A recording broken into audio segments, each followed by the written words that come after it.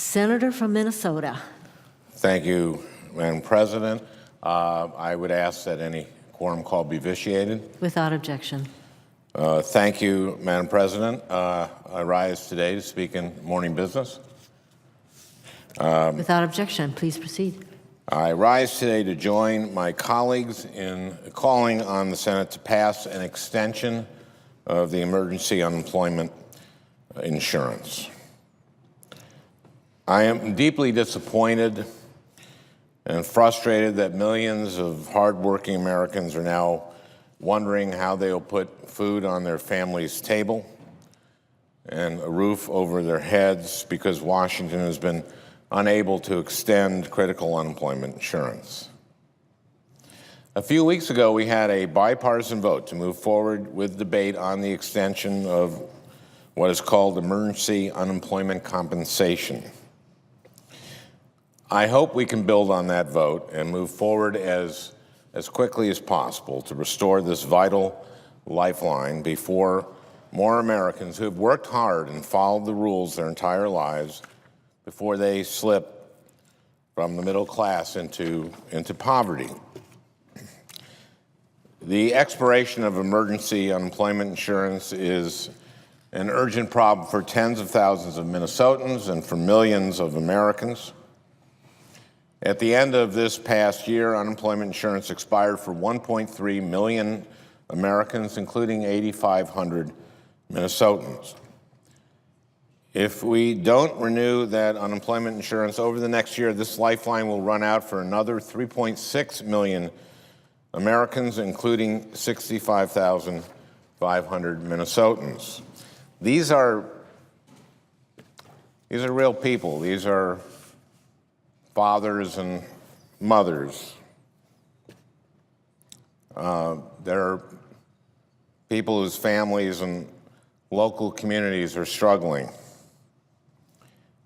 As I've traveled around Minnesota, I've had the chance to speak with many of the Minnesotans who are affected by the expiration of unemployment insurance. It's not the fault of these people, of these workers, that they lost their jobs. Very often these workers were just unlucky enough to be working in the wrong sector of the economy at the wrong time. Sometimes they were from communities that lost a large employer. A few weeks ago, I held a roundtable with unemployed workers who had been helped by unemployment insurance, and these are long-term unemployed folks. And there were also some workforce professionals who were helping these folks and other people find a job in today's recovering economy. The unemployed women I spoke with, Ann, Amy, and Robin, had been working for decades and paying taxes for unemployment insurance for decades. One of them is in her 40s, a single mom with 2 kids, one a 3-year-old. The other 2 women are older workers, and one was in her 50s, the other in her early 60s. The one in her 50s was a meeting planner. When the recession hit, businesses cut costs by holding fewer meetings. And she had a very hard time. Well, she couldn't find a job in her field, but is trying to find a job in any field. And these women, all of them, were working constantly trying to find a job. And some of them had been, actually they had all been skilling up, finding skills that they could to try to get an office job and be more conversant in Excel or some computer program. These women and all the Minnesotans I've spoken with have been working hard to find a job, but they face just a tough situation in our economy. In November, the Labor Department reported that for every job opening, there are almost 3 people seeking jobs. Now, that doesn't mean that you'll get a job if you apply for 3 jobs. A few weeks ago, a job counselor in Minnesota told me that there are often hundreds of applicants for every good job posting, and that these jobs are often filled then internally. And I'm glad that these businesses are hiring from within or promoting from within. But it's stories like these that highlight why we need emergency unemployment to help those workers who are unfortunate enough to be working in working in a sector that has experienced a major downturn, or live in a community where it's just particularly hard to find a job, and particularly at their age. One of the women I met at the round table, Ann from Eden Prairie, had also written me. What she told me really illustrates the situation that so many Minnesotans are facing. Ann wrote this. Excuse me. I've been extremely active in my job search, but have regrettably not found new employment. My Minnesota unemployment insurance ran out last week, and I applied for federal emergency unemployment compensation just this past week. Excuse me. I ask you to please ask yourself what you would do to provide for your family. I have a 9-year-old daughter and a 3-year-old son. I am the sole provider for my family. I am not looking for a handout, nor do I believe that staying on unemployment insurance is in my best interest. But the $483 a week it provides will at least allow me to make my mortgage payment. Ann was a remarkably articulate. She volunteers at her son's school. She volunteers at the son's school partly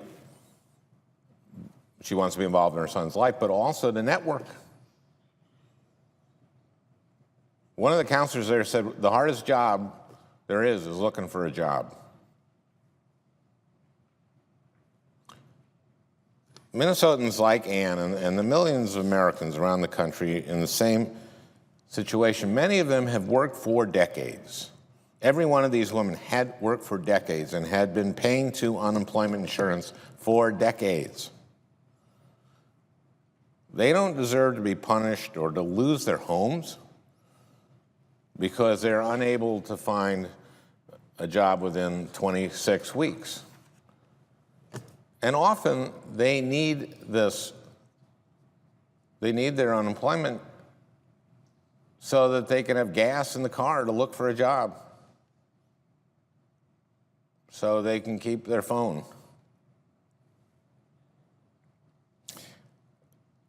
The economy is recovering, but things are still tough for many people. Now is just not the time to cut off unemployment insurance. Not only is unemployment still above average, but the long-term unemployed, workers who have been looking for work for at least 6 months, make up 37% of today's unemployed. Congress has never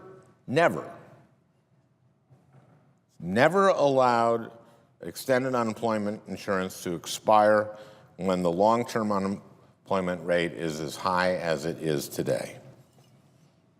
Today, the 2.5% long-term unemployment rate is nearly double the level when previous emergency benefits were allowed to expire. And the current unemployment rate of 6.7% is 1.1 percentage points higher than when President George W. Bush signed the current round of emergency unemployment compensation into law. So we know that the unemployment crisis is not over. It remains a significant issue for workers, especially older workers, who experience longer terms of unemployment, longer periods of unemployment than younger workers when they lose their jobs. Extending unemployment insurance also makes economic sense. In 2011, the Congressional Budget Office stated that aid to the unemployed is among the policies with, quote, the largest effects on output and employment per dollar of budgetary costs, unquote. CBO estimates that extending benefits through 2014 would help expand the economy and contribute to the creation of an additional 200,000 jobs. The Council of Economic Advisors estimates that without a full-year extension, the economy will generate 240,000 fewer jobs by the end of 2014.